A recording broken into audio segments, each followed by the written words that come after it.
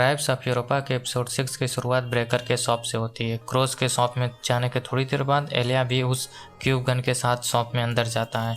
यहाँ एलिया देखता है कि क्रोज ने ब्रेकर को गोली मार दी और मूसा से क्यूब के बारे में पूछ रहे हैं।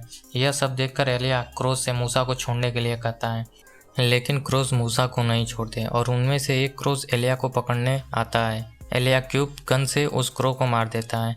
फिर एलिया क्रोज से मूसा को छोड़ने के लिए कहता है और वे मूसा को छोड़ देते हैं। इसके बाद मूसा और एलिया एटलांटियन आर्क की खोज में निकल पड़ते हैं।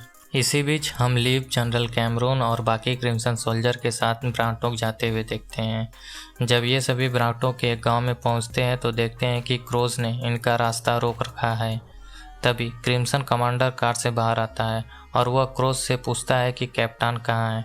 उनमें से एक क्रोज कहता है कि पहले ये बताओ जिस क्रोज को तुम पकड़े हो वो कहाँ है। जनरल कैमरून अपने सिपाहियों से ग्रेटा को कार से बाहर निकालने के लिए कहते हैं।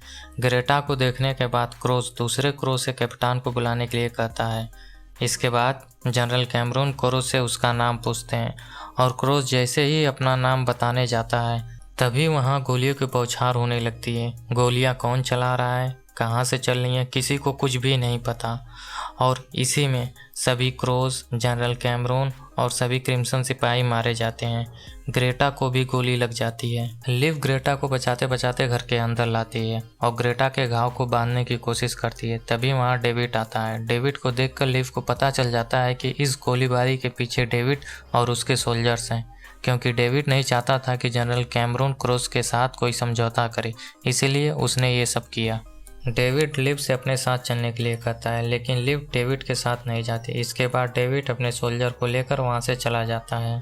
लिव ग्रेटा को सहारा देते हुए घर से बाहर लाती है और ग्रेटा को बचाने की कोशिश करती है, लेकिन खून ज़्यादा बह जाने के कारण ग्रेटा मर जाती है।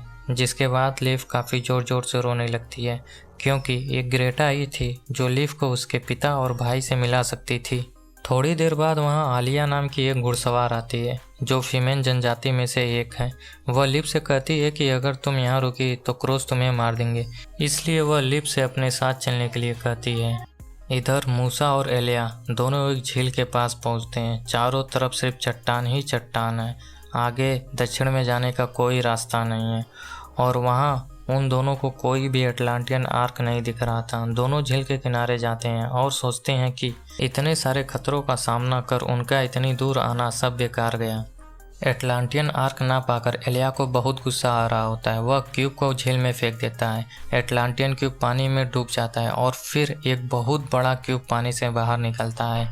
मूसा और एलिया दोनों यह देखकर बहुत खुश हो जाते हैं और दोनों समझ जाते हैं कि यही एटलांटियन आर्क है और दोनों क्यूब के पास जाते हैं। क्यूब अपने आप ओपन हो जाता है और जैसे ही मूसा और एलिया उस क्यूब में जाते हैं, क्यूब फिर से झील के अंदर चला जाता है।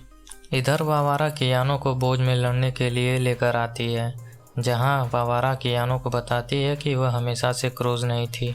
जब वह 6 साल की थी तब उसे बेयर बैक नाम के एक व्यक्ति से लड़ने के लिए मजबूर किया गया था और वह उस व्यक्ति को मारकर क्रोज बन गई।